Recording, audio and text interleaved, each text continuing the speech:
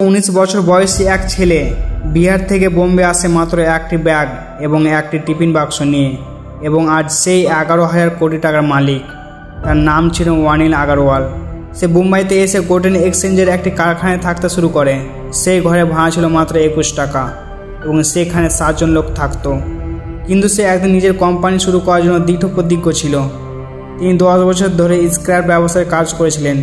তিনি ভারতের বিভিন্ন কেবল কোম্পানি থেকে স্ক্র্যাপ সংগ্রহ করতেন এবং মুম্বাইতে বিক্রি করতেন। যখন তিনি প্রথমবারের মতো বিমানে চড়েছিলেন তখন তিনি একেবারে নীরব ছিলেন, কারণ তিনি ইংরেজি বলতে জানতেন না। তাহলে সে কীভাবে শিখল ইংরেজিতে কথা বলতে, ভালো পোশাক পরতে এবং পৃথিবীর মুখোমুখি হতে? পরে সে 16 কোটি টাকা ঋণ নিয়ে ব্যবসার জন্য একটি কারখানা স্থাপন করেন। যে ছেলেটি স্ক্র্যাপ দিয়ে শুরু করেছিল তাকে আজ ভারতের ধাতব কেক বলা হয়। তিনি হলেন বেদান্ত রিসার্চের প্রতিষ্ঠাতা অনিল আগরওয়াল এবং আজ তার মোট সম্পদের পরিমাণ 16 কোটি টাকা। সাফল্য দৃশ্যমান, কিন্তু তার জন্য কোনো ক্ষুধা নেই। অনিল আগরওয়াল তার যাত্রা করেছিল অর্থ নয়।